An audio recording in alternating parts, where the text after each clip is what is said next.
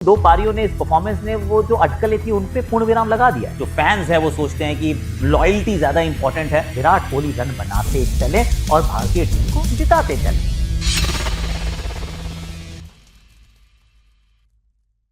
ऐसा लगता है कि जैसे आईपीएल जो है वो आपकी करियर ऑप्शन है और पीएसएल जो है वो आपकी रिटायरमेंट प्लान है।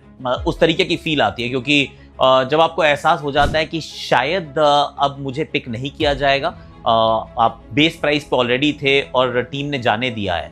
पिछले साल भी बहुत ज़्यादा खेलने का मौका नहीं था। इस साल there is a good possibility कि अगर आपका नाम ऑक्शन में होता तो शायद आपको पिक नहीं किया जाता।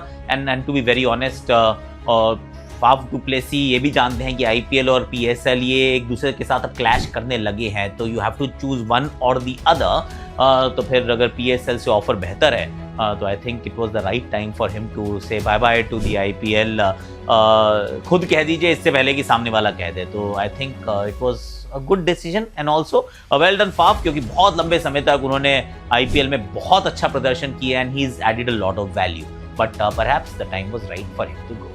पहले भी रूमर ही था, कोई कंफर्म न्यूज तो थी नहीं कि कोई डिस्कशन हो रहा है। अब क्या वो डिस्कशन होना था या फिर उसको कैंसिल किया गया है? रूमर मिल जो है वो ओवर टाइम काम कर रही है क्योंकि रोहित शर्मा, विराट कोहली अब बहुत कम क्रिकेट खेलते हैं, सिर्फ एक फॉर्मेट में खेलते हैं। तो फिर जब तवा गर्म होता है तो बहुत सारे लोग अपनी रोटियां सेकने आ जाते हैं। आई डोंट थिंक उस समय भी उसमें कोई मेरिट थी, उस रूमर में, उस अफवाह में, क्योंकि अगले महीने फिर आप एक ओडीआई श्रृंखला खेल रहे हैं। उसके बाद जरूर विश्राम है, फिर टी20 का वर्ल्ड कप होगा, फिर आईपीएल होगी। उसके बाद जब हम जाकर खेलेंगे इंग्लैंड में ओडीआई, तब तक तो बहुत समय बीच में बीत जाएगा।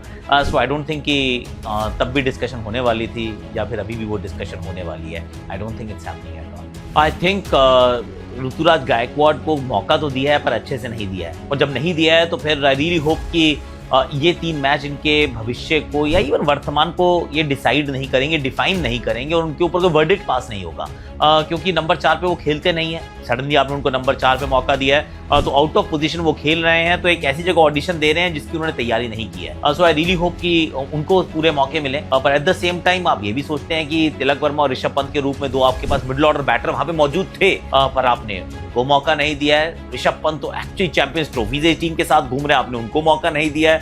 तो थोड़ी सी मडल्ड थिंकिंग तो जरूर नजर आती है इन टर्म्स ऑफ कि किसको मौके मिल रहे हैं और कौन कहाँ बैटिंग कर रहा है। तो पर्सनली तो मुझे लगता है कि ना टीम का लाभ हो रहा है ना ही खिलाड़ी का लाभ हो रहा है, पर जो हो रहा है, जब तक तो टीम जीतती है तो हम कहते हैं कि सही हो रहा है, पर I personally don't agree with the philosophy.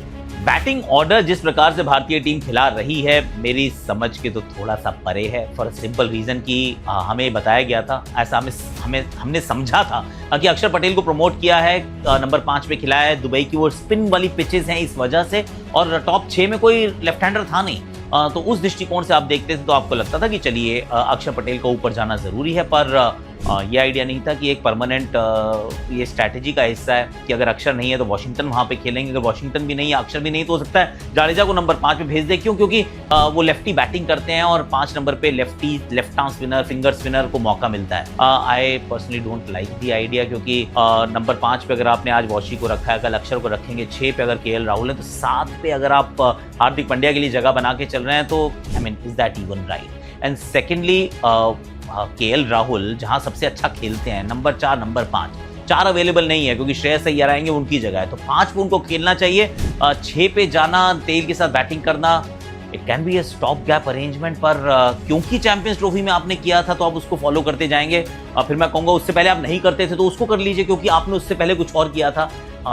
I don't like the batting order personally. I am not aligned with what Indian team is going for with terms of with regards to कि कौन कहाँ batting करेगा। मुझे तो लगता है राहुल को ऊपर खेलना चाहिए।